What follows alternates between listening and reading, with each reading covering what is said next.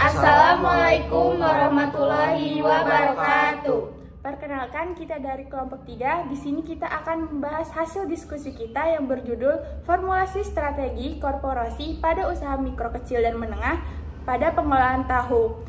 Terima kasih kepada dosen pengampu mata kuliah Strategic Management, Bapak Dr. Agung Augustrianto, SE MBA, yang telah memberikan waktu kita untuk mempresentasikan hasil diskusi kita.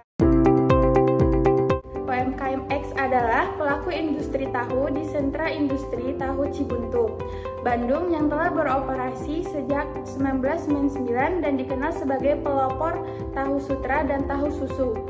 Penelitian ini dilatar belakangi oleh berbagai masalah manajerial dan teknologi yang dihadapi oleh UMKM X, seperti manajemen satu orang, keterbatasan modal, tidak adanya pemanfaatan digital marketing, serta belum adanya strategi pengembangan jangka panjang.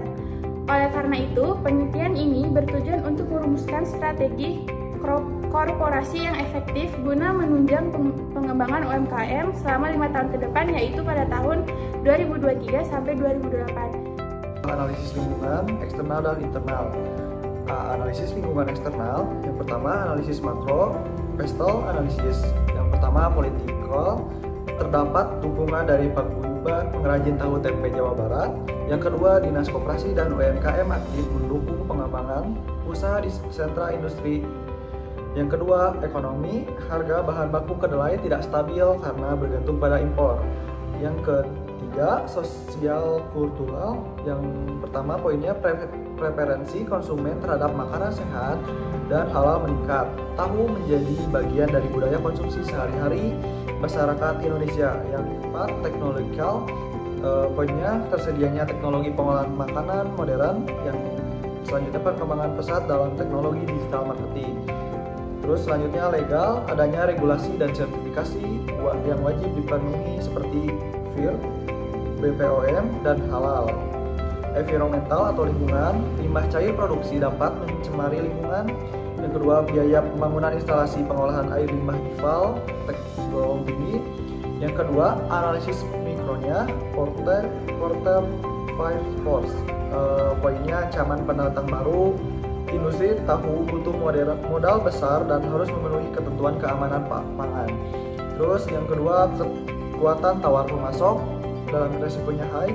Ketergantungan pada kedelai impor membuat harga bahan baku dikendalikan oleh importir. Yang selanjutnya, ancaman produk substitusi modern. Poinnya, tahu memiliki alternatif seperti tempe dan oncom. Persaingan di industrinya risiko high. Banyak pesaing menawarkan bunga, harga murah, dan produk serupa. Selanjutnya, kekuatan tawar konsumen moderat. Konsumen memiliki banyak pilihan merek tahu di pasar. Selanjutnya, analisis lingkungan internal, value chain analysis. Yang pertama, primer activity, inbound logistik. Poinnya, biang tahu diproduksi melalui fermentasi untuk menjaga kualitas. Operation, proses produksi masih tradisional dan belum ada standarisasi. Terus lingkungan kerja kurang aman, lantai licin, suhu tinggi, minim penggunaan APD. Yang kedua, selanjutnya outbound logistik, produk diklaim langsung ke pedagang atau diambil ke lokasi produksi.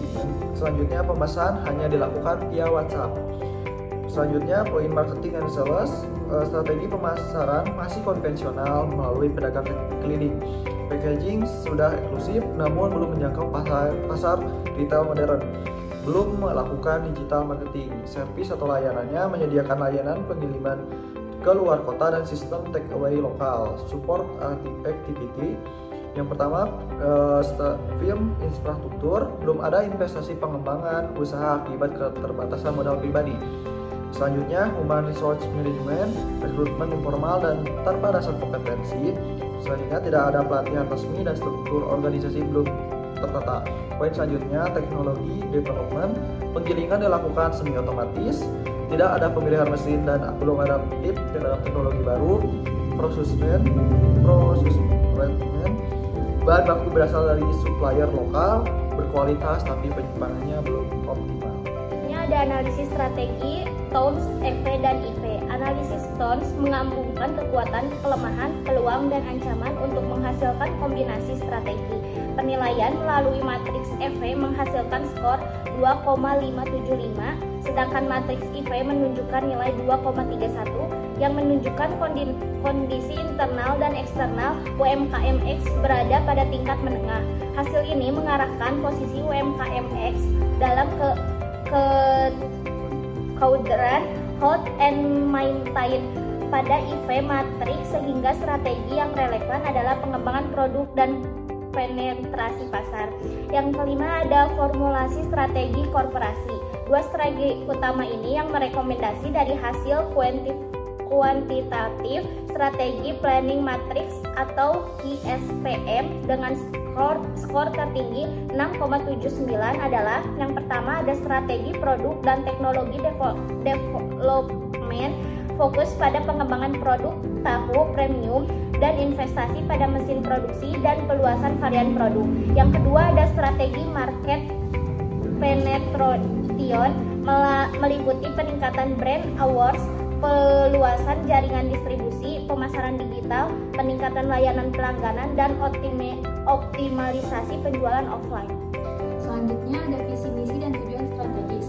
Visi UMKM X adalah menjadi produsen tahu sehat dan berkualitas tinggi yang disukai masyarakat Indonesia. Misi utamanya yaitu menghasilkan produk alami dengan proses terstandarisasi dan mengembangkan inovasi untuk memenuhi kebutuhan konsumen. Tujuan strategisnya antara lain meningkatkan penjualan 10% dalam 2 tahun, meningkatkan loyalitas pelanggan, memperkuat manajemen, dan membangun instalasi pengolahan limbah.